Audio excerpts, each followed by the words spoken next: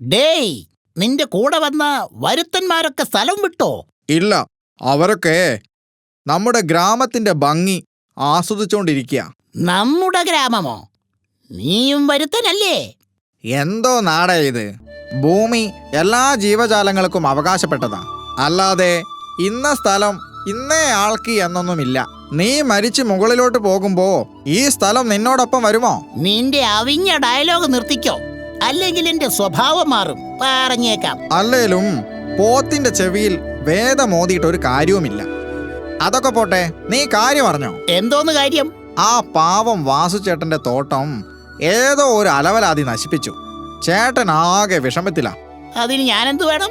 അത് നിന്നെ പോലെ നല്ല തടിമിടുക്കുള്ള ഒരാളുടെ സഹായമുണ്ടേൽ ആ കള്ളനെ എളുപ്പത്തിൽ പിടിക്കാനാകും. ചെല്ലോട്ട് മുക്കിൽ വാസുചേട്ടന് ഒരു പച്ചക്കറി തോട്ടമുണ്ട്. അങ്ങനെയൊരു തോട്ടമുണ്ടായിരുന്നോ? എന്നിട്ട് ഞാൻ അറിഞ്ഞില്ലല്ലോ. ആ, നിന്നോട് അവിടെ ഒന്ന് കാവൽ നിൽക്കാൻ പറ്റുമോ എന്ന് വാസുചേട്ടൻ ചോദിക്കാൻ പറഞ്ഞു. കാവൽ നിന്ന് ആരെയും പേടിക്കാതെ മൊത്തം കൃഷിത്തോട്ടം ഞാൻ നശിപ്പിക്കും. എന്നിട്ട് വല്ല പന്നിയും നശിപ്പിച്ചതാണെന്ന് തട്ടിവിടാം. അത് പൊട്ടന്മാർ വിശ്വസിച്ചോളും. എന്താ ചിന്തിക്കുന്നത്? പ്രയാസമാണെങ്കിൽ വേണ്ട. എന്തു പ്രയാസം?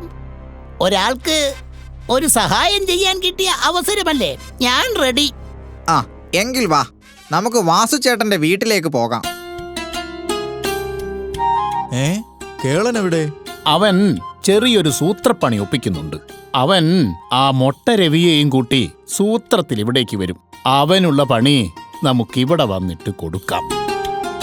അവസാനം ഒരു സഹായത്തിന് ഞാൻ തന്നെ വരേണ്ടി വന്നു അല്ലേ? ഇപ്പോഴെങ്കിലും അണ്ണനെന്റെ വില മനസ്സിലായല്ലോ. പിന്നെ തീർച്ചയായും. ആ കള്ളനെ ഞാൻ പിടിച്ചോളാം. എന്നിട്ട് എന്ത് ശിക്ഷയാ കൊടുക്കേണ്ടത്? അവനെ കിട്ടിയാൽ നീ ഇവിടെ കൊണ്ടുവരിക. എന്നിട്ട് ഞങ്ങൾ ദാ ഇങ്ങനെ ശിക്ഷിച്ചോളാം. ഇങ്ങനെ ശിക്ഷിക്കണോ? ഇത് വല്ലാത്തൊരു ശിക്ഷയായി പോയല്ലോ. നീ എന്താടാ വിചാരിച്ചേ? എല്ലാരും നിന്നെ പോലെ മണ്ടന്മാരാണെന്നോ? ഇത് നിനക്കുള്ള അവസാനത്തെ വാണിങ്ങ.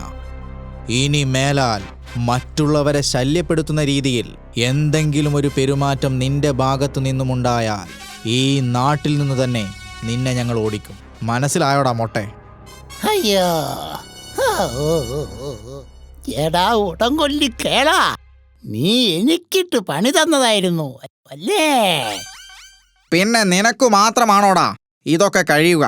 ഇനിയെങ്കിലും നോക്കിയും കണ്ടു നിന്നാൽ നിനക്ക് കൊള്ളാം. ആകെ നാറിയല്ലോ. ഇന്ന് രാവിലെ ആ തരികിട സൂണന്റെ മുഖമല്ലേ കണി കണ്ടത്? ഇങ്ങനെയൊക്കെ സംഭവിച്ചില്ലെങ്കിലേ അത്ഭുതമുള്ളൂ.